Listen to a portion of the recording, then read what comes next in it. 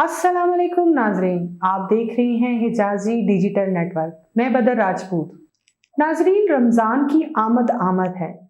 इस बाबरकत महीने में हिजाजी डिजिटल नेटवर्क ने आपके लिए प्रोग्रामों का एक सिलसिला तरतीब दिया है, जिसका उन्वान है रोज़ा और बीमारियों की रोकथाम। नाजरीन, आज की हमारी ये पहली वीडियो इसी सिलसिले की एक कड़ी है। आज हमने आपकी सेहत को मद्देनजर रखते हुए मुल्क के मारूफ तबीब प्रोफेसर डॉक्टर शहजाद अली खान को अपने प्रोग्राम में मदऊ किया है। आप vice chancellor of health services academy हैं। आज हम इनसे रोज़ा और ग़िज़ाइयत के हवाले से बात करेंगे और आप नजरीन तक मुफीद मालूमात पहुँचाने की कोशिश करेंगे। डॉक्टर साहब, बहुत शुक्रिया, आपने हमें अपना कीमती वक्त दिया। हम आपसे जानना चाहेंगे ग़िज़ाइयत क्या है और इसके बुनियादी अज्जा क्या हैं। इंसान को ज़िंदा रहने के लिए मुख्तलिफ अज्जा की ज़रूरत होती है, जो ख़ुराक के ज़रिए हम उसको पूरा करते हैं। तो हर इंसान की बॉडी में कुछ ऐसे लाजमी अज्जा हैं कि जो हम अपनी मुख्तलिफ टाइम पे जो ख़ुराक लेते हैं उसके ज़रिए बॉडी के अंदर जाते हैं और जिससे इंसान की सेहत और उसकी ज़िंदगी बरकरार रहती है।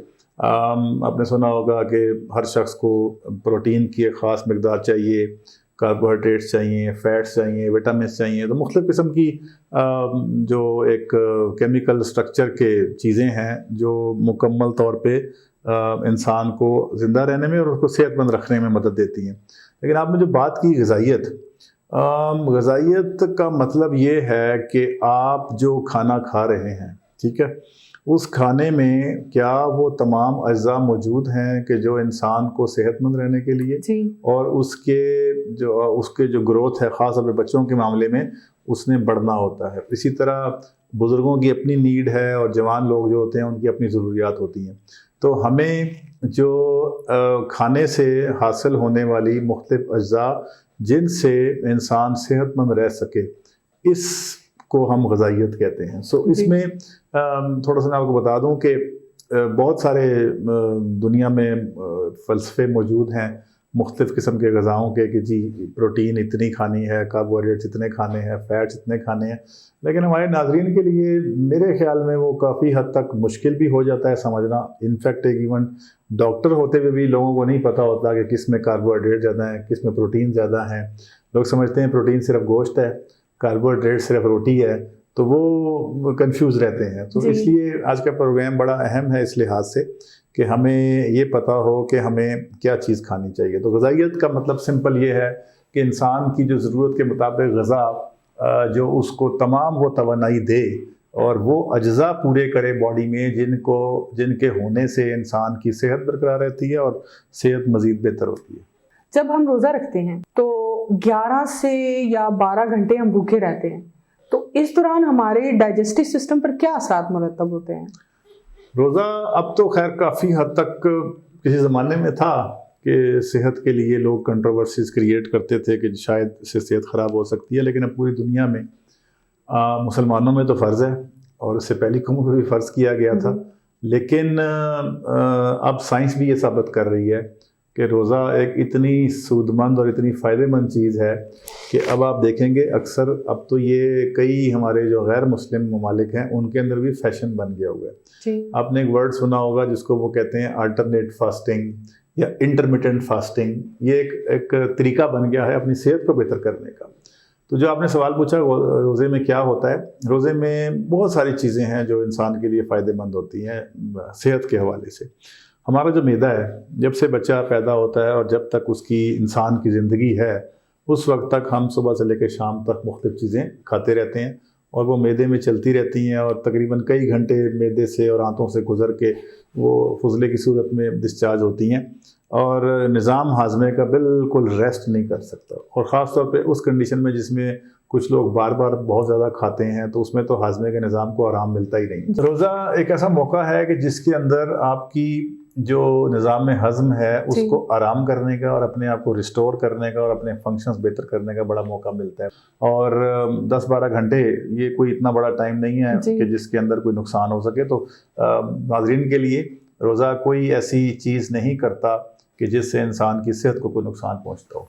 रोज़े में जब सहरी का वक्त आता है तो ऐसी कौन सी खुराक खानी चाहिए जिससे इंसान जो है उसका जो एक टाइम पीरियड है जो एकदम से डिस्टर्ब होता है, 11 से 13 घंटे उसे भूखा रहना पड़ता है, तो मैनेज हो जाए? हाँ, ये अच्छा सवाल है। उसकी वजह ये है कि अक्सर जिस तरह की हम फास्ट फूड खाते हैं या हम ऐसी चीज़ें खाते हैं, ब्रेड वगैरह, कि जिनका इमीडिएटली हज़म हो जाती हैं और फिर वो इस्तेमाल हो जाती हैं और फिर पेट को काफ़ी हद तक भूख लगी रहती है जी। तो हमें सहरी में ऐसी चीज़ें इस्तेमाल करनी चाहिए जिनका हाजमा थोड़ा देर से होता है और जो काफ़ी हद तक बॉडी के अंदर एनर्जीज देती रहती हैं। तो उसमें तमाम जो हमारी अजनास हैं जिसमें रोटी है, और वो भी मैदे वाली रोटी नहीं, वो जल्दी जो है वो डिज़ोल्व होती है, वो हम होल व्हीट जिसको कहते हैं, मुकम्मल गंदम का पिसा हुआ आटा, उसमें सब कुछ निकला हुआ ना हो, तो मुकम्मल जो गंदम की रोटी है वो इस्तेमाल करें। नेचुरल ऑयल्स, नेचुरल घी हम इस्तेमाल करें इंस्टेड ऑफ ये जो आप मार्जरीन और बाकी चीज़ें इस्तेमाल करते हैं ना, इसके मुकाबले में नेचुरल घी ज़्यादा बेहतर है सुबह को थोड़ी सी मिकदार में।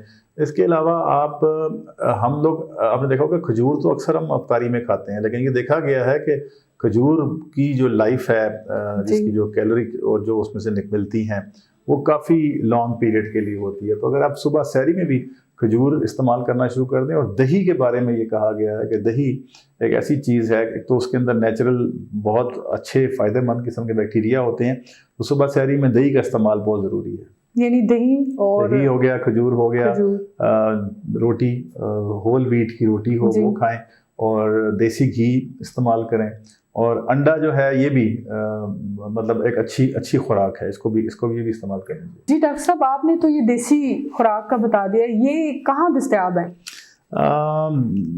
मेरे ख्याल में अगर थोड़ी सी एफर्ट की जाए तो ये बजाय इसके कि हम सुपर स्टोर और महंगी जगहों पे जाएं, गंदम लेके किसी भी चक्की से पिसवा लेना, देसी घी गांव से किसी जानने वाले के थ्रू से रिक्वेस्ट करके उनसे मंगवा लेना। हाँ, मतलब आपके पास ना ज़रूरी नहीं है कि आप बहुत हाई प्रोफाइल सुपर मार्केट्स में जाएं और वहाँ पे ऑर्गेनिक का वर्ड देख के महंगी चीज़ें खरीदें। हमारे यहाँ आपको पता ही है 65-66% पाकिस्तान जो है वो देहात है, रूरल एरिया है। रूरल एरिया में भैंसें, गायें ये भी मौजूद होती हैं, गंदम भी हर किसी के पास रखी होती है। तो बजाय इसके कि हम शेवर की या ब्रॉयलर की मुर्गी खाएं, बजाय इसके कि हम ऐसी चीज़ें खाएं जो बाज़ार से आती हैं, प्रोसेस फूड जिनको कहते हैं, फास्ट फूड कहते हैं। हर घर में सब्जियां लगी होती हैं, हर घर में गंदम मौजूद होती है रूरल एरियाज़ में। तो ये बदकिस्मती है कि उसकी वैल्यू नहीं समझते वो, तो वो मॉडर्न फूड की तरफ चले जाते हैं। लेकिन सादगी और नेचुरल फूड मेरे ख्याल में देहात में ज़्यादा आसानी से मिलती है एज़ कम्पेयर टू शहरी इलाकों में। तो वो एटलीस्ट जो हमारे लोग देहात में रहते हैं और जो पेरिफेरी में रहते हैं उनको आसानी से मिल सकती हैं। और गंदम की थोड़ी सी एफर्ट करके खुद पिसवा लेना, देसी घी किसी से ले लेना, वो थोड़ी मिकदार में इस्तेमाल करना होता है, इतना ज़्यादा इस्तेमाल नहीं करना होता। खजूर खुली मिलती है आजकल, कोई इतना इशू नहीं है उसके अंदर। इसके अलावा जिस तरह मैंने आपको बताया कि ये जो अंडे हैं और इस तरह की चीज़ें हैं, ये हमें थोड़ा सा किचन फार्मिंग, किचन गार्डन और घर के अंदर मुर्गियाँ पालना और ये कॉन्सेप्ट दोबारा से लेके आना पड़ेगा, महंगाई को देखते हुए। हाँ, सेहत के लिए भी और इकोनॉमी के लिए भी। डॉक्टर साहब, आपने तो ये जो बात कर दी है, ये तो नेचर के बहुत ज़्यादा करीब करने वाली बात है। साइंस अब हर किसी को ना ऑर्गेनिक की तरफ लेके जा रही है। एक ज़माना था जब साइंस ने कुछ ऐसी चीज़ें आइडेंटिफाई की कि जिसमें शायद उनको लगा कि ये चीज़ें सेहत के लिए अच्छी नहीं है, लेकिन घूम फिर के 10-15 सालों में अब ये साबित हो गया है कि देसी नेचुरल और देहाती जो लाइफ है वो ज़्यादा सेहतमंद है।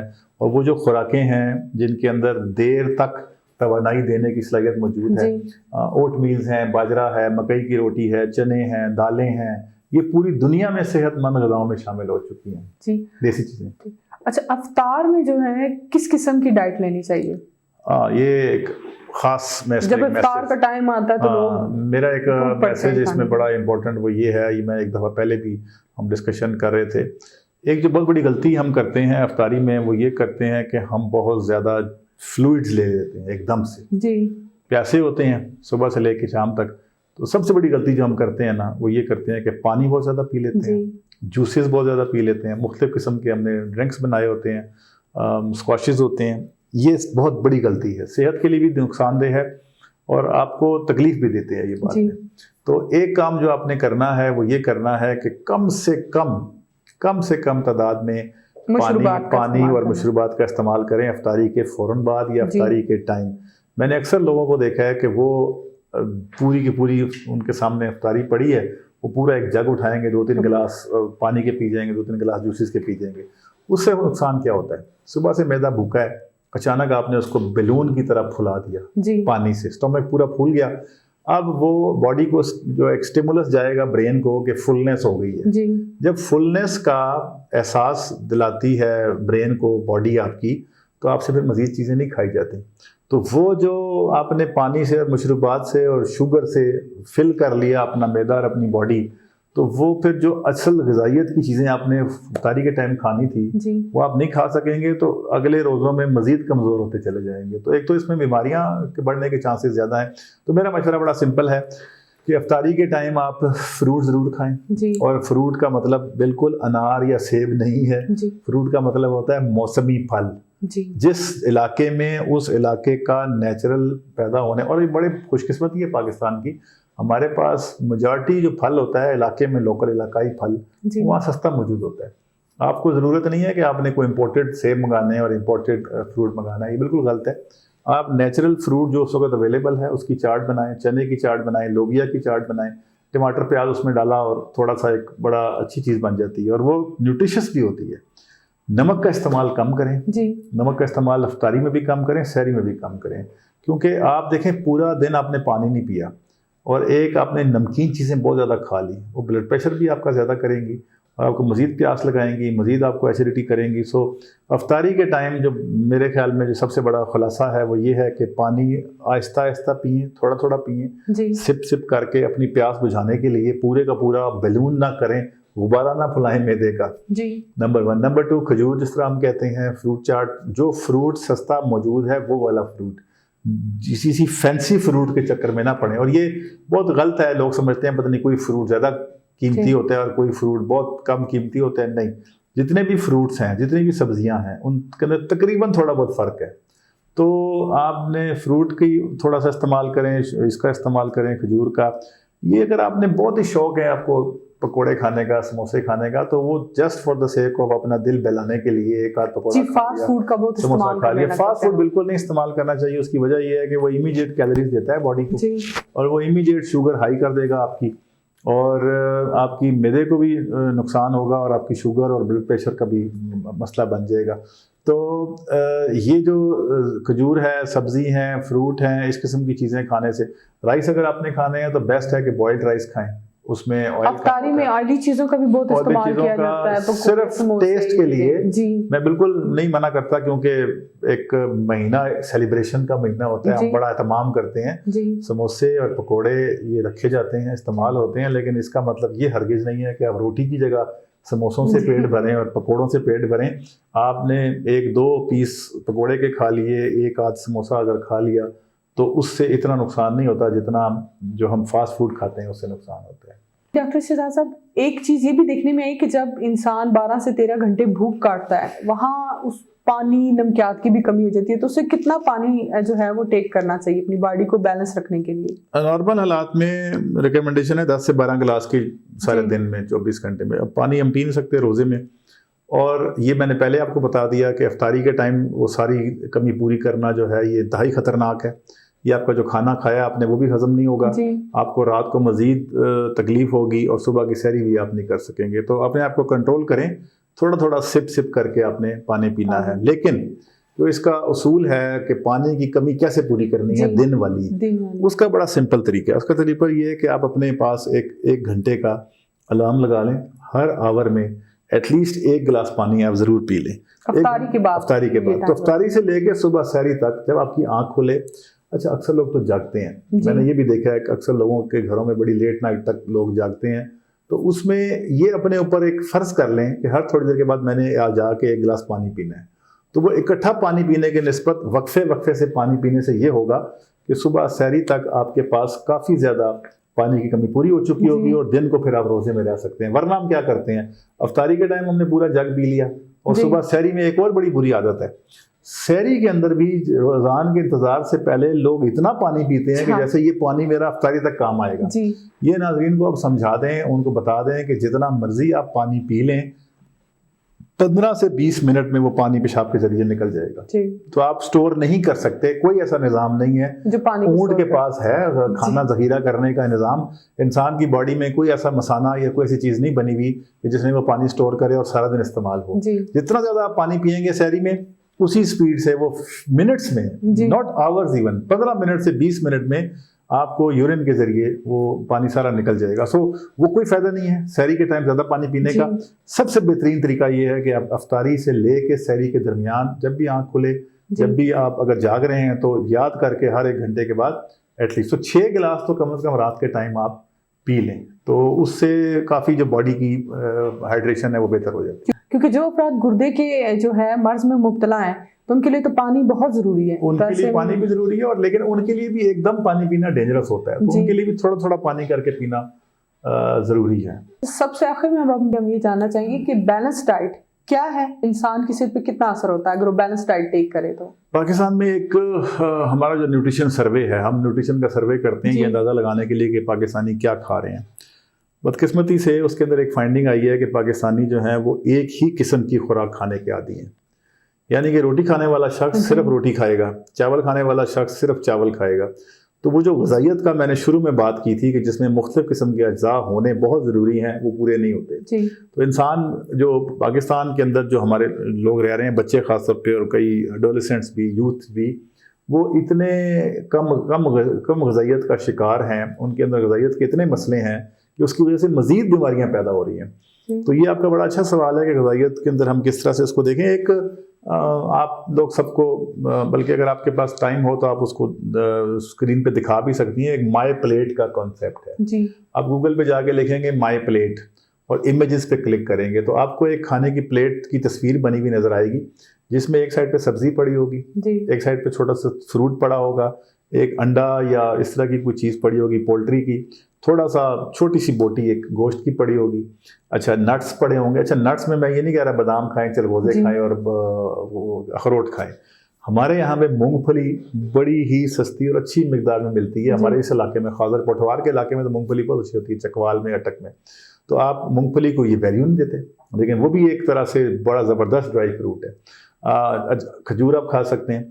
तो ये जो मुख्तलिफ किस्म की कम्बिनेशन है ना प्लेट के अंदर, सब्जी के, फ्रूट के, गोश्त के, वीट, सीरियल्स, दालें, चावल, ये थोड़े थोड़े डालें। तो प्लेट के अंदर वैरायटी अगर रखें थोड़ी थोड़ी, जो भी मुख्तलिफ टाइम पे पका हुआ खाना है वो एक प्लेट में अगर आप उसको रखें, वो ग़िज़ाइयत पूरी करने का बेस्ट तरीका है। तो कहने का मकसद ये है कि एक ही तरह का खाना खा खा के हमारी ग़िज़ाइयत कभी पूरी नहीं होती। अगर एक शख्स दाल खाना है, दाल ही खा रहा है सारा दिन, रोटी खा रहा है, गुर्बत है, ठीक है, लेकिन बहुत सारी चीज़ें ऐसी हैं कि जो इतने पैसों की नहीं आती जी। हमारा हर चीज़ का, और इसमें एक और भी बड़ा मसला है, जो अफोर्ड भी करते हैं ना उनको भी नहीं पता है ग़िज़ाइयत क्या है जी। इवन अफोर्ड करने वालों की ग़िज़ाइयत भी पाकिस्तान में बहुत बुरी है। तो ये अफोर्डेबिलिटी का सिर्फ मसला नहीं है, मसला नॉलेज का है, अवेयरनेस का है। अगर आपको ये पता हो कि किस तरीके से हमने क्या कुछ खाना है, तो उसमें वैरायटी जो है ना, वैरायटी इज मोस्ट इम्पोर्टेंट। आपकी प्लेट में वैरायटी होनी चाहिए, एक ही चीज ना, और उसका ताल्लुक प्राइस से नहीं है। घर में उगी हुई सब्जी, घर में उगी हुई कोई इस तरह की चीज, सलाद के पत्ते, पालक, ये चीजें आप रखें और खाएं, बेहतरीन आपका सेहत बेहतर रहेगी। जी, बहुत शुक्रिया डॉक्टर साहब, आपने हमें अपना कीमती टाइम दिया। नाज़रीन, आज का हमारा प्रोग्राम आपको कैसा लगा, अपनी राय से जरूर आगाह कीजिएगा। हमारे चैनल को सब्सक्राइब, शेयर और लाइक जरूर कीजिएगा। अपना बहुत सा ख्याल रखिएगा। अल्लाह ने के मान।